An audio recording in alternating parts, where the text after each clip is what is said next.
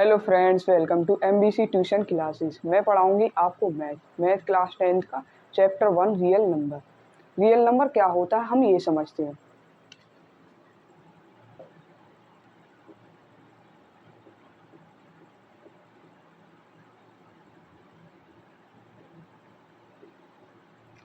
Real number rational and irrational number का union होता है। रियल नंबर को हम एक नंबर लाइन पर एक्सप्रेस कर सकते हैं और रियल नंबर पॉजिटिव और नेगेटिव होता है। अब आपको दिखाते हैं रियल नंबर को हम कैसे एक्सप्रेस करते हैं एक नंबर लाइन पर।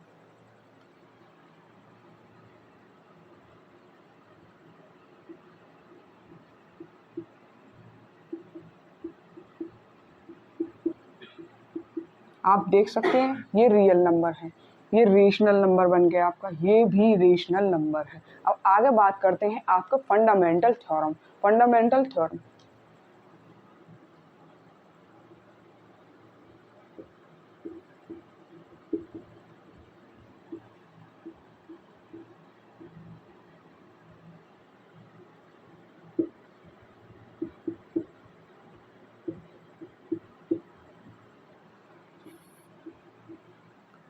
आपकी फंडामेंटल थ्योरम ऑफ अर्थमेटिक क्या कहती है? एवरी कंपोजिट नंबर, हर एक कंपोजिट नंबर का जो प्रोडक्ट होता है उसको हम प्राइम नंबर में लिख सकते हैं। ठीक है, अब मैं आपको एक बार एग्जांपल दे के समझाऊंगा कैसे।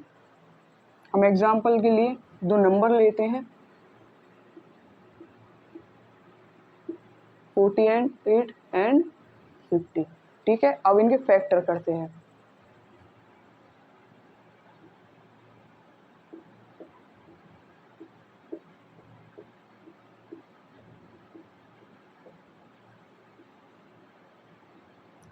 ये आपके 48 के फैक्टर आए हैं, अब 50 के फैक्टर कर लेते हैं।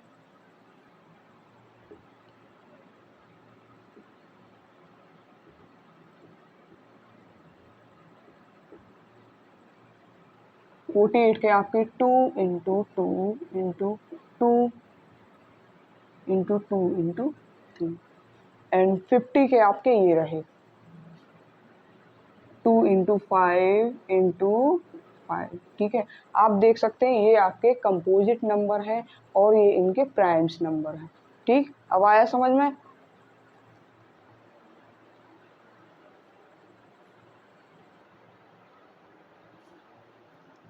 अब हम आपके सबसे इम्पोर्टेंट टॉपिक के बारे में बात करने जा रहे हैं जिससे आपके सबसे ज़्यादा क्वेश्चन पूछे जाते हैं, एलसीएम एंड एचसीएफ। ठीक है, अब हम आपको उसे डिटेल में समझाएंगे और एक क्वेश्चन उसमें से पेपर में जरूर आता है। ज़्यादा बड़ा नहीं है, आपने 6-7 क्लास में पीछे की क्लास में जरूर पढ़ा है। ठीक है, एचसीएफ एंड एलसीएम।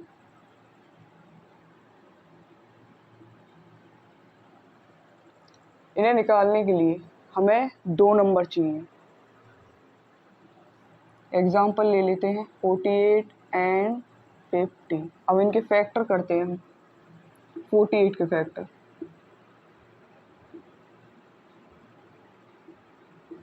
2 1 2 2 6 2 3 3 1। अब 50 के फैक्टर करते हैं 2 25 5 5 5 बन जाए। ठीक है, 48 के फैक्टर यहाँ पर लिख लेते हैं 2 इंटू 2 इंटू 2 इंटू 3। 50 के लिख लेते हैं 2 इंटू 5 इंटू 5 इंटू 1। ठीक है, अब फैक्टर आपको समझ में आए, ज़्यादा डिफिकल्ट नहीं है। अब इनके हम एचसीएफ एंड एलसीएम निकालेंगे। पहले निकालते हैं हम एचसीएफ। एचसीएफ में क्या होता है? एचसीएफ में हमें कॉमन लेना होता है। जो हमारे ऊपर नंबर हैं उनमें दोनों में सेम नंबर देख के वो कॉमन लिए जाते हैं, वही हमारा एचसीएफ होता है। यहाँ पर हम लिख भी देते हैं कॉमन लेना, ताकि आपको समझ में आ जाए। आप नोट से ले लेना इसको। अब आप देखिए एचसीएफ कैसे निकाले जाते हैं। 48 में 2 है, 50 में भी इधर 2 है, दोनों आपका कॉमन हुआ। अब आपका यहाँ पर 2 है, नीचे 2 नहीं है, इधर 2 है, इधर 2 नहीं है, इधर 2 है, इधर 2 नहीं है। अगर इधर 3 है ऊपर तो क्या नीचे 3 है? नहीं है, तो ये कॉमन नहीं है। अगर नीचे आपका 5 है तो क्या आपका ऊपर 5 है? नहीं है, ये कॉमन नहीं है। तो HCF आपका क्या निकल के आया? 2। अब निकालते हैं हम LCM।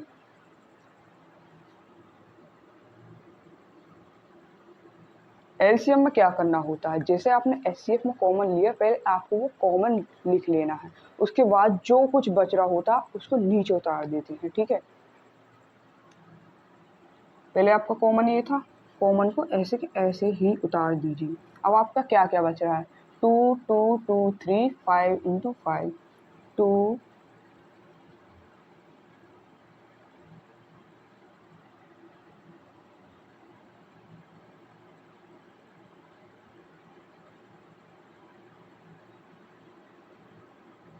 अब आप इनकी मल्टीप्लाई कीजिए, कर लीजिए। 2 2 जा 4, 2 जा 8, 2 जा।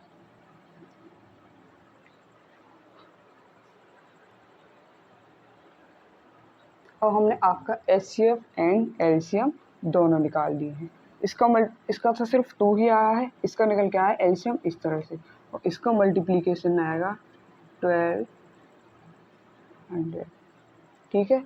आपका मैंने अभी एक एग्जांपल समझाया, एक और एग्जांपल मुझे समझाना है, ठीक है, जो आपको क्लियर हो जाए, बिल्कुल भी डिफिकल्ट नहीं लगेगा। दूसरा एग्जांपल और समझा दूँ आपको।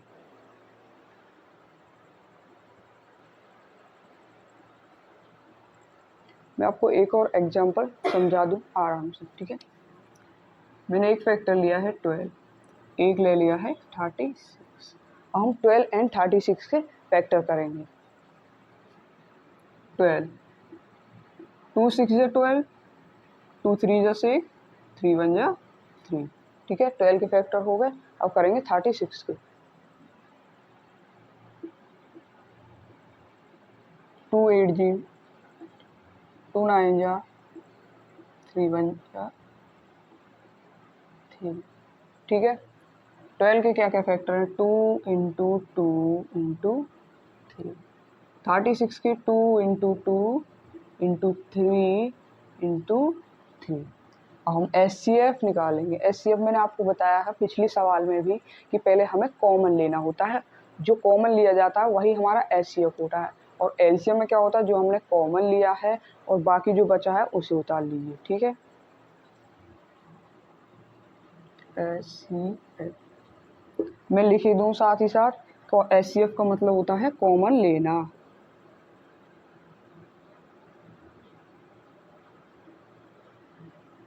HCF में अब आप चेक कर लीजिए, देखिए दोनों में देखना है हमें कॉमन। कॉमन कैसे देखना है?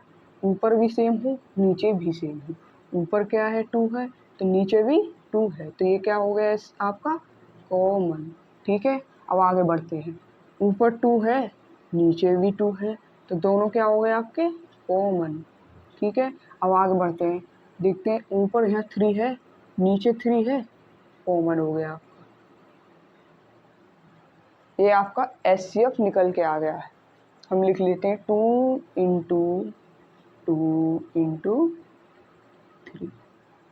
क्या निकल के आया है आपका HCF? 2 2 जा 12, 3 जा 2 2 जा 4, 3 जा 12। अब आपके LCM निकालते हैं। LCM मैंने बताया आपको, पहले जो कॉमन लिया है उसे उतार लीजिए, बाकी जो बचता है उसे उतार लीजिए। आपका पहले कॉमन क्या है? 2 2 3।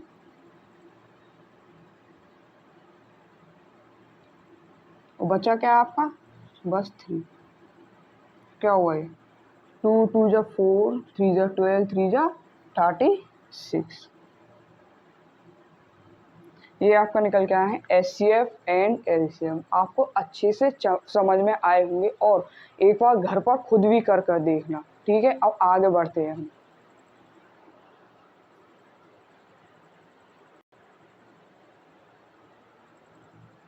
अब मैंने आपको अभी HCF एंड LCM पढ़ा दिया, वो आपको अच्छे से समझ में आया होगा। अब बात करते हैं HCF और LCM के रिलेशन के बारे में। इसमें भी कोई ज़्यादा बड़ा टफ नहीं है, सिर्फ एक फॉर्मूला होता है, उसमें वैल्यू रखनी होती है, ठीक है। अब मैं आपको समझा दूँ relation between HCF and LCM।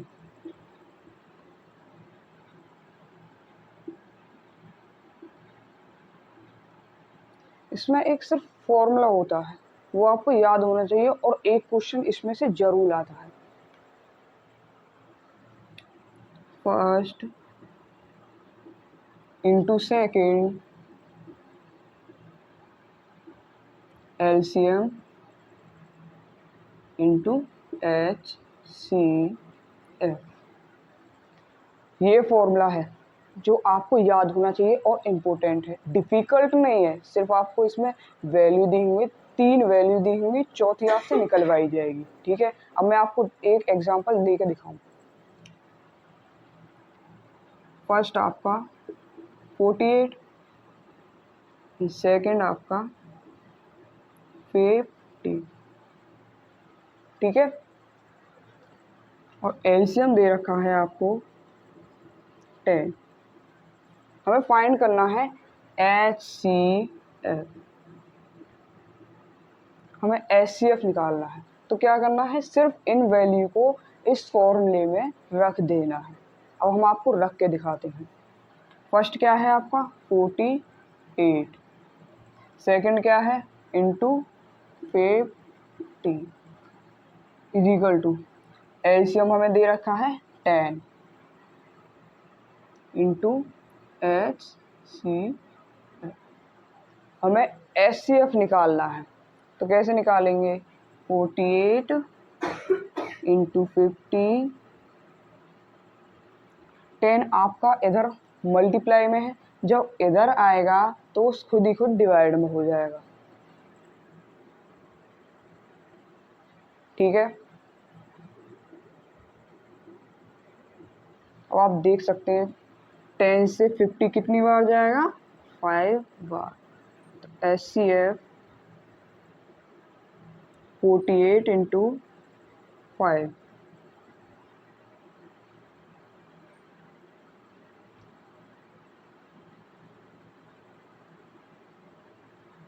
ये आपका मल्टीप्लिकेशन होकर गया है। आगे समझ में HCF ऐसे निकाले जाते हैं। मैं आपको एक दो एग्जांपल और भी दूं ताकि आपको समझ में आ जाए कि रिलेशन कैसे निकाला जाता है HCF एंड LCM का।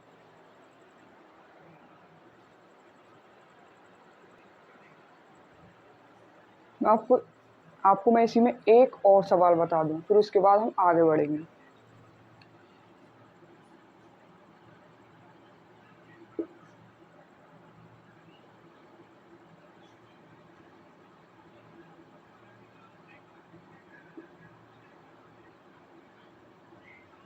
हमें फाइंड करना है इसमें फर्स्ट, तो फर्स्ट कैसे निकालेंगे हम ये भी बता दें। फर्स्ट आपका निकालना है, सेकंड आपका क्या दे रखा है 10, एलसीएम क्या दे रखा है 48, HCF क्या है आपका 50। हमने इसे फॉर्मूले के आधार पर रख दिया। अब हम इसको सॉल्व करते हैं।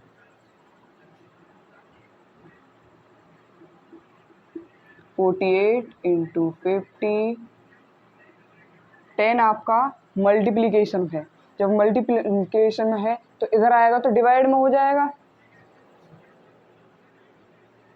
अब 10 से 50 5 बार जाएगा, 5, 48 की मल्टीप्लाई करेंगे 5, तो कितना आ जाएगा 240। ये आपका निकल के आया फर्स्ट। आया समझ में, ऐसे निकाला जाता है relation between HCF and LCM का। कोई डिफिकल्ट तो नहीं। ऐसे आपसे अगर आपसे फर्स्ट पूछ लिया जाए तो आप फर्स्ट निकालिए, सेकंड पूछ लिया जाए तो सेकंड निकाल दीजिए, LCM पूछ दिया जाए तो LCM निकालिए, और HCF पूछा जाए तो HCF निकालिए। इस तरह से इसमें सवाल सारे निकाले जाते हैं। ठीक है,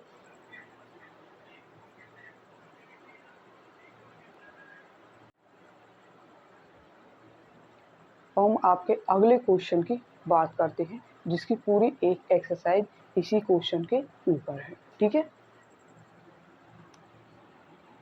एक एग्जाम्पल दे रहे हैं ताकि आपको पूरा समझ में आ जाए।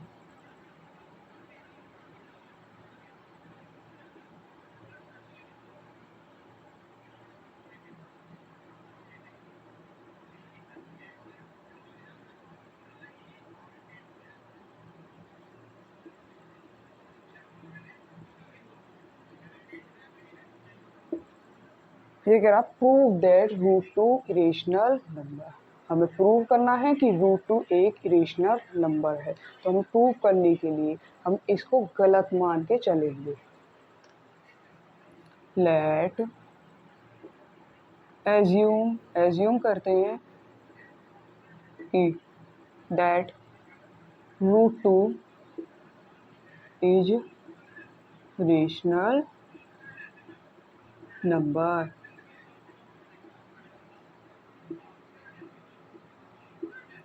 हमने गलत एज्यूम कर लिया है कि root two is a rational number, क्योंकि हमें प्रूव करना है कि रूट टू एक इरेशनल नंबर है। ठीक है, जब रूट टू एक रेशनल नंबर है तो A upon B rational. A और बी को प्राइम नंबर हैं। A and B coprime number. A और बी हमारे क्या है? को प्राइम नंबर। हमने ये लिख दिया। को प्राइम नंबर्स कौन से होते हैं ये बताइए। चलो मैं बता दूं।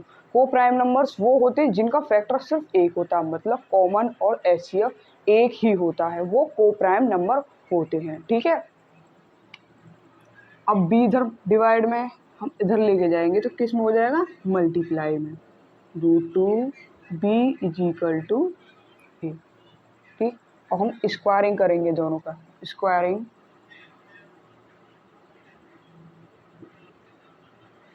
Both sides. ठीक है, तो क्या आएगा हमारा निकल के? रूट टू बी का square A square two B square equal to A square. अब आपको कुछ दिख रहा है? नहीं, मैं समझाऊं कि ए स्क्वायर टू से डिविजिबल है। ए स्क्वायर टू से डिविजिबल है। एक एग्जांपल के लिए मैं आपको समझा दूं। ए स्क्वायर में मान लूँ 10, ए मान लेते हैं 10, तो ए स्क्वायर मतलब 10 इंटू 10 अपॉन में 2। तो ये 2 से डिविजिबल हुआ या नहीं हुआ ना?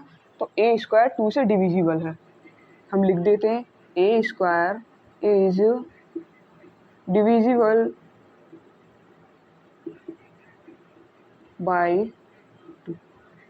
अब एक बात बताइए, जब ए स्क्वायर 2 से डिविजिबल है तो क्या ए 2 से डिविजिबल नहीं होगा? होगा ना? तो हम लिख देते हैं ए is divisible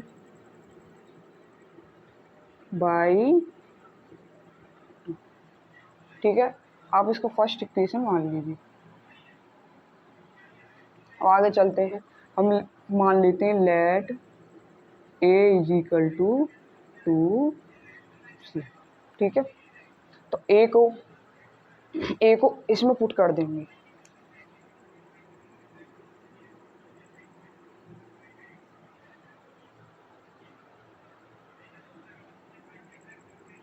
to B square is equal to, A को इसमें पुट कर देंगे तो क्या हो जाएगा आपका? 2c का होल स्क्वायर। तो 2b square is equal to 4c square. ठीक है, सबसे पहले तो मैं एक ध्यान नहीं रहा कि c क्या है आपका? Integer. c is an integer. ठीक है, अब आप देखेंगे 2 से 4 डिवाइड होगा कितनी बार? 2 टाइम। तो क्या आएगा आपका? B square is equal to 2c square. अब आपको कुछ दिखाई दे रहा? नहीं, देखिए 2 से डिविजिबल है बी स्क्वायर। मैं एग्जांपल के लिए एक बार बता दूं, तो बी इज इक्वल टू मैं अगर 4 ले लूं तो क्या होगा? 4 इंटू 4 अपॉन 2। तो डिविजिबल हुआ या नहीं? तो बी स्क्वायर 2 से डिविजिबल है। B square is divisible by 2। जब बी स्क्वायर 2 से डिविजिबल है तो क्या बी 2 से डिविजिबल नहीं होगा? होगा ना?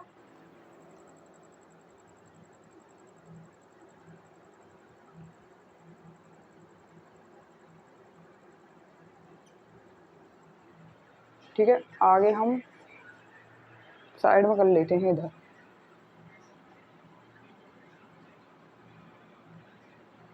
ये आपकी सेकंड इक्वेशन है।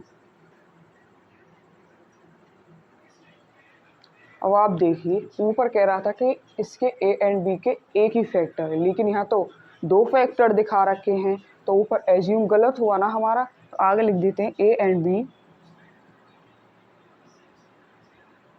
Have a two common factor. हमारा एज्यूम गलत हुआ, ठीक है। अगर एज्यूम इज रॉन्ग, गलत क्यों हुआ कि वहाँ एक फैक्टर बोल रखा है, यहाँ हमारे दो दो निकल के आ रहे हैं। ए का भी 2 निकल के आ रहा है और बी का भी 2 निकल के आ रहा है। √2 हमने प्रूव किया, हैंस प्रूव √2 इज इरेशनल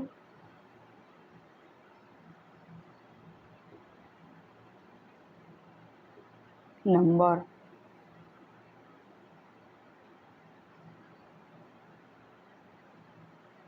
आया समझ में? ये आपकी इंट्रोडक्शन क्लास थी, जिसमें मैंने आपको सारे एग्जाम्पल, सभी टॉपिक समझा दिए जो आपकी एक्सरसाइज में आएंगे।